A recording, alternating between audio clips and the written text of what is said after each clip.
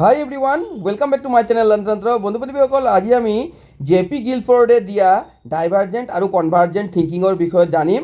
JP. গিলফৰ্ডে 3D ইণ্টেলিজেঞ্চি দিছিলে, যাৰ বিষয়ত আমি প্ৰিভিয়াছ ক্লাছত জানিছোঁ। যিসকলে ভিডিঅ'টো চোৱা নাই আৰু লাৰ্ণিঙৰ বিভিন্ন থিয়ৰী নাই দেখা, তেওঁলোকে প্লেলিষ্টত গ'লে গোটেইকেইটা থিয়ৰী পাই যাব। আৰু আমি আপকামিং টেটকাম ৰিক্ৰুটমেণ্ট আৰু চিটেট এক্সামৰ কাৰণে আমি গোটেইকেইটা চিলেবাছ চাই আছোঁ চাইল্ড ডেভেলপমেণ্ট পেডাগজিৰ। তো আজি আমি জানিম ডাইভাৰ্জেণ্ট আৰু কনভাৰ্জেণ্ট থিংকিঙৰ বিষয়ত। তো বলক আমি গোটেই কনচেপ্টটো বুজি লওঁ। জে.পি. গিলফৰ্ডে 3D ইণ্টেলিজেঞ্চি দিয়াৰ লগে লগে, ইণ্টেলিজেঞ্চিৰ তিনিটা ফেক্টৰ দিয়াৰ লগে লগে, তিনিটা ডাইমেনশ্যন দিয়াৰ লগে লগে তেওঁৰ ওপৰত তেওঁ আৰু এটা কাম কৰিছিল। তেওঁ অপকাৰী বনাম অভিসাৰী চিন্তাৰ ওপৰত তেওঁ কাম কৰিছিল। তেওঁ জনাইছিল যে অপকাৰী আৰু অভিসাৰী চিন্তা মানে ডাইভাৰ্জেণ্ট আৰু কনভাৰ্জেণ্ট থিংকিং কি হয়, ঠিক আছে। আৰু এইটো জেনেৰেলি এক্সামত 100% আহি থাকে, প্ৰতিটো টিচিং ৰিলেটেড এক্সামত আহে। তো ইয়াত আপোনালোকে চাব পাৰিছে কনভাৰ্জেণ্ট থিংকিং কি হয়, ঠিক আছে। Convergent thinking related to intelligence or logic, ঠিক আছে। কনভাৰ্জেণ্ট থিংকিংটো কি হয়, মানুহৰ ইণ্টেলিজেঞ্চিৰ লগত ৰিলেটেড হয়, ঠিক আছে। অভিসাৰী চিন্তা বুদ্ধি বা যুক্তিৰ জড়িত। ইয়াত আৰু আছে convergent thinking helps in accuracy and decision making. Convergent thinking যাৰ ভিতৰত থাকিব, সি বহুত একুৰেটলি এটা বস্তু কৰিব পাৰিব বা ডিচিশ্যন এটা ল'ব পাৰিব। অভিসাৰী চিন্তা সঠিকতা আৰু সিদ্ধান্ত গ্ৰহণত সহায় কৰে। ইয়াৰ পাছত আছে convergent thinking means finding the single best or correct answer to problem. যেতিয়া মানুহৰ ভিতৰত কি থাকিব, কনভাৰ্জেণ্ট থিংকিং থাকিব, তেওঁ কি কৰিব পাৰিব, ছিংগল বেষ্ট এনচাৰ ফাইণ্ড কৰিব পাৰিব। ছিংগল বেষ্ট এনচাৰ যিকোনো প্ৰব্লেমৰ তেওঁ এনচাৰ কৰিব পাৰিব। এক্সাম্পল MCQ বা ছলভিং মেথছ। যেতিয়া মানুহ এজনে বহুত ইজিলি বা কাৰেক্টলি MCQ কুৱেশ্যনৰ এনচাৰ দিব পাৰিব বা ছলভিং মেথছৰ প্ৰব্লেম ছল্ভ কৰিব পাৰিব, ইট মিনছ তাৰ যিটো কনভাৰ্জেণ্ট থিংকিং আছে বহুত হাই হয় বা এইটো মানে আপডেটেড আছে বা এইটো তাৰ কনভাৰ্জেণ্ট থিংকিংটো ইণ্টেলিজেণ্ট যিটো আছে তাৰ বেছি হয়, কনভাৰ্জেণ্ট থিংকিংটো তাৰ বেছি হয়। এতিয়া উদাহৰণস্বৰূপে মই দিছোঁ বহু বিকল্প প্ৰশ্ন আৰু গণিতৰ সমস্যা। তো জেনেৰেলি ইয়াৰ পৰা এইটো বুজিছোঁ যে যাৰ কনভাৰ্জেণ্ট থিংকিংটো বেছি থাকিব তাৰ ভিতৰত ইণ্টেলিজেঞ্চি থাকিব আৰু লজিকেল তাৰ ভিতৰত পাৱাৰটো বেছি থাকিব। যিকোনো বস্তুৰ লজিক লগাই সি ছল্ভ কৰিব পাৰিব।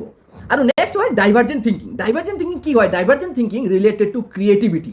অপকাৰী চিন্তা সৃষ্টিশীলতাৰ সৈতে জড়িত, ঠিক আছে। যেতিয়া মানুহে কিবা এটা বস্তু সৃষ্টি কৰিব পাৰিব, ক্ৰিয়েট কৰিব পাৰিব, ঠিক আছে, তাৰ মেইন হয় কি হয়, তাৰ ভিতৰত ডাইভাৰ্জেণ্ট থিংকিংটো আছে, ঠিক আছে। যিকোনো প্ৰব্লেমৰ সি মাল্টিপল সলিউশ্যন দিব পাৰিব, এটাৰ পৰা বেছি সলিউশ্যন দিব পাৰিব, ইট মিনছ কি আছে, তাৰ ভিতৰত ডাইভাৰ্জেণ্ট থিংকিঙৰ ক্ষমতাটো আছে। ইয়াত দিছোঁ মই divergent thinking means generating many possible ideas or solution for a single problem. যেতিয়া এটা ছিংগল প্ৰব্লেম থাকিব তাৰ সি বহুকেইটা সমাধান ওলাই দিব, ঠিক আছে, বহুকেইটা সমাধান সি দিব পাৰিব। অপকাৰী চিন্তাৰ অৰ্থ হ'ল এটা একক সমস্যাৰ বাবে বহুতো সম্ভাৱ্য ধাৰণা বা সমস্যাৰ সমাধানৰ সৃষ্টি কৰা। যেতিয়া মোৰ দেন ওৱান সমাধান সি দিব পাৰিব, একৰ পৰা বেছি সমাধান সি দিব পাৰিব, ঠিক আছে। ইয়াত মই আৰু উল্লেখ কৰিছোঁ ফাইণ্ডিং মাল্টিপল সলিউশ্যন বাই ব্ৰেইন ষ্টৰ্মিং। এইটো বহুত আহে এক্সামত। যেতিয়া ব্ৰেইন ষ্টৰ্মিং অপশ্যনটো থাকিব তেতিয়া আপোনালোকে মনত থ'ব এইটো ডাইভাৰ্জেণ্ট থিংকিঙৰ লগত ৰিলেটেড। মগজুৰ মন্থন বা ব্ৰেইন ষ্টৰ্মিং যাক বুলি কোৱা হয়, দ্বাৰা একাধিক সমস্যাৰ সমাধান বিচাৰি ওলোৱা। তো ইট মিনছ আমি কি বুজিছোঁ যে ডাইভাৰ্জেণ্ট থিংকিং যাৰ ভিতৰত থাকিব সি মাল্টিপল সলিউশ্যন দিব পাৰিব। যিকোনো এটা প্ৰব্লেম যদি তাৰ ওচৰত আহে ইয়াৰ সি মোৰ দেন ওৱান সমাধান দিব পাৰিব। আৰু কনভাৰ্জেণ্ট থিংকিং যাৰ ভিতৰত থাকিব তাৰ ভিতৰত কি থাকিব, লজিকেল এনচাৰ বা MCQ ছলভিং যিটো তাৰ ক্ষমতা সেইটো বেছি থাকিব। ইয়াত এটা আপোনালোকক এটা ইজি কথা মই বুজাই দিওঁ। কনভাৰ্জেণ্ট থিংকিং যাৰ ভিতৰত থাকিব, ইট মিনছ তাৰ ভিতৰত অলৰেডি নলেজটো ফিক্সড হৈ আছে, সি বস্তুটো অলৰেডি শিকিছে, কিতাপৰ পৰা বা য'ৰ পৰা সি শিকিছে সেই শিকা প্ৰশ্নটোৰ উত্তৰটো সি এনচাৰ দিব পাৰিছে, ঠিক আছে।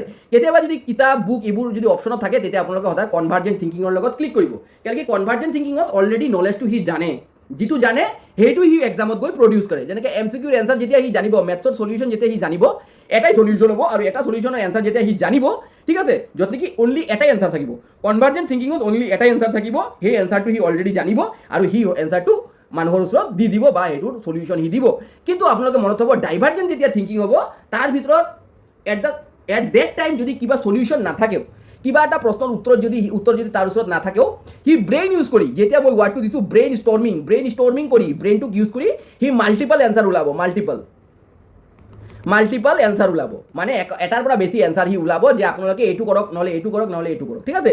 যিকোনো ঘৰত এটা সমস্যা আহিলে সি 2-3টা সমাধান দিব যে আপোনালোকে এই ধৰণৰ কৰিব পাৰে, আপোনালোকে সেই ধৰণৰ কৰিব পাৰে, ঠিক আছে। চ' এইটো আছে ডাইভাৰ্জেণ্ট এণ্ড কনভাৰ্জেণ্ট থিংকিং। আপোনালোকক কনচেপ্টটো বুজাই দিছোঁ।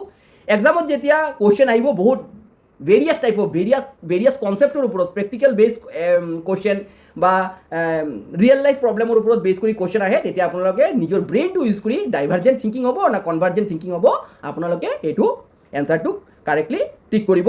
আৰু আপোনালোকে সকলোৱে জানে মই সেইদিনা লাষ্ট ক্লাছত ক্ৰিয়েটিভিটি আৰু ইণ্টেলিজেঞ্চিৰ ওপৰত মই আলোচনা কৰিছিলোঁ, আপোনালোকে মনত হ'ব এই যে ইয়াত আপোনালোকে চাব পাৰিছে কনভাৰ্জেণ্ট যিটো থিংকিং হয় এইটো কিন্তু ইণ্টেলিজেঞ্চিৰ লগত ৰিলেটেড, ঠিক আছে। কনভাৰ্জেণ্ট থিংকিং মিনছ ইণ্টেলিজেঞ্চি আৰু ডাইভাৰ্জেণ্ট থিংকিং মিনছ ক্ৰিয়েটিভিটি। ত' মই লাষ্ট ক্লাছত যিটো ইণ্টেলিজেঞ্চি আৰু ক্ৰিয়েটিভিটিৰ ভিতৰত যিটো মানে ডিফাৰেঞ্চ দেখাইছিলোঁ এইটো অলমষ্ট ছেমেই হয়, ঠিক আছে। ডাইভাৰ্জেণ্ট থিংকিং মিনছ ক্ৰিয়েটিভিটি আৰু কনভাৰ্জেণ্ট থিংকিং মিনছ ইণ্টেলিজেঞ্চি, ঠিক আছে। এইটো আছিলে ডাইভাৰ্জেণ্ট থিংকিং আৰু কনভাৰ্জেণ্ট থিংকিঙৰ মাজত ডিফাৰেঞ্চ, যাক জে.পি. গিলফৰ্ডে দিছে। আৰু ইয়াৰ আগত আমি জে.পি. গিলফৰ্ডৰ 3D ইণ্টেলিজেঞ্চিৰ বিষয়তো আমি জানিছোঁ। যিসকলে ভিডিঅ'টো চাইছে ইয়ালৈকে আপোনালোকে কাইণ্ডলি এটা লাইক হিট কৰিব আৰু এই বিষয়ে যদি আপোনালোকৰ কিবা সুধিব লগা থাকে কমেণ্ট বক্সত কাইণ্ডলি সুধি যাব। চ' ডেটছ অল ফৰ নাও, থেংকছ ফৰ ৱাচিং দ্য ভিডিঅ'।